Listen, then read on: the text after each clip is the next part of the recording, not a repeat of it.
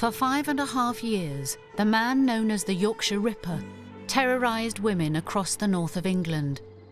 He killed 13, but he attacked at least 7 more. These are the stories of the survivors who lived to tell the tale. The village being so sleepy as it was, you just couldn't imagine anything bad happening. And I think when you're youngsters as well, you don't realise what's out there. Tracy Brown was a 14-year-old schoolgirl living in a village just outside Bradford. She was heading home from a friend's house when she crossed paths with Peter Sutcliffe. With it being school holidays, we were allowed half an hour, later, to get home. Normally it was about 10:15, and we were allowed to be home for 11:15. Because, there were still fairly light nights as well. We started walking back, and the shortcut through the park. It took about 5 or 10 minutes off the journey. But I hung back to chat to my friends, whereas my sister, she carried on. Her sister went on ahead. Tracy, now on her own, was around a mile from home. I decided to take my shoes off because my feet were aching. And then I just happened to look up, and I saw this chap walking towards me, and he just stood opposite me, just for a few seconds. But I remember how dark he looked. He had this beard and the afro-style hair, very dark eyes. I remember his eyes being almost black. He was about 5'8". He was only short. After he'd looked at me for a couple of seconds, I remember him walking up the road, and that prompted me to start walking. So when I walked home, I was walking quick, and he was walking quite slow, so I fell into step with him. We were chatting, just passing the time of day, and it was quite calming. Even the way he spoke, he was quite unassuming, and that's probably why it didn't make me feel nervous. Every so often he'd hang back to either tie shoelaces or blow his nose. This happened about 3 times. It didn't feel that I was in a dangerous situation. It didn't make me feel uncomfortable, even though I knew I was a stranger. And it was just about 50 yards from the gateway. I could actually see the farm. He hung back again, and I just turned round to thank him for his company.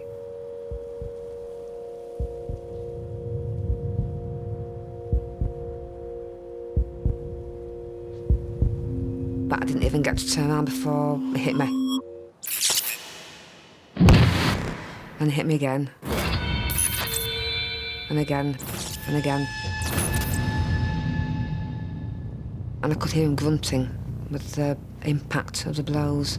I said, please don't, please don't. And in total, I think it was about 5 times he hit me. Tracy didn't know it, but the man was using a hammer to bludgeon her around the head. She almost certainly would have been murdered if a car hadn't driven by. As soon as that car neared us, I think he just wanted me to get me out of the way as quickly as possible. I remember him sort of lifted me up like a baby, threw me over a barbed wire fence, and ran off. I can hear him running off now, and I was just stumbling around the fields. My shoes kept falling off. I didn't know what state I was in, couldn't see. I wasn't sure whether it was blood or whether it was a part of my head that was hit. I didn't realise I was nearly bleeding to death. And then I saw the caravan. I was banging on the doors and saying, help me, just please help me. He eventually opened the door, and he just said, oh my God. By that time, I couldn't speak. And my words wouldn't come out, and I started shaking because my body had gone into shock by that time. The man in the caravan took her home. She was rushed to hospital where neurosurgeons spent 4 hours attempting to save her life.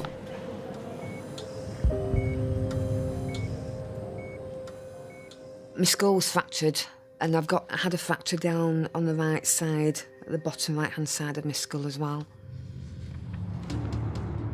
Tracy had no idea that the man who attacked her was Peter Sutcliffe. Neither did the West Yorkshire Police, who filed her complaint as a random attack, because as yet Sutcliffe hadn't murdered anyone.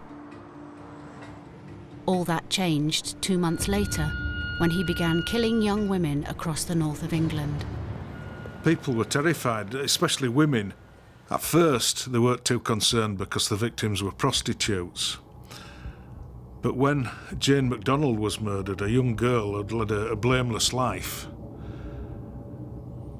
women of all characters, all types, obviously became worried because they could have been the next victim, irrespective of their station in life.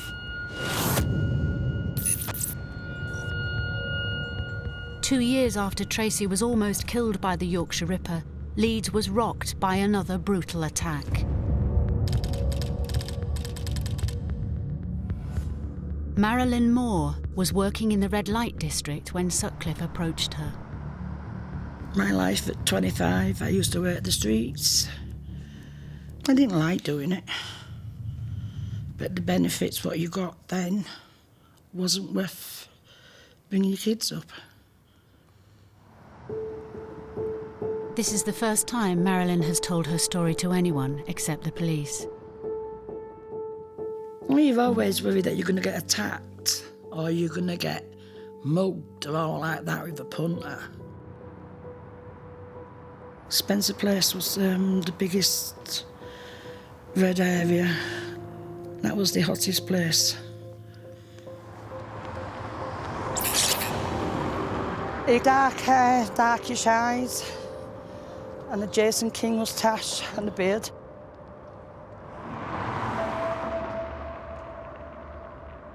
He come from round that corner here, walked to this lamppost. Then I shouted over if he wanted business and he said yes. I opened the door, got into his car. They asked if I knew anywhere we could go and I said yes. And so I gave him the directions. It is isolated. There's like a farm there, factory. Everybody uses that place.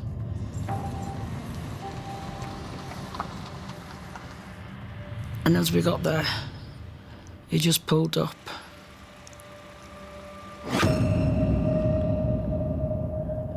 And he said, "You're going back seat." So I got out the car and got to the back door.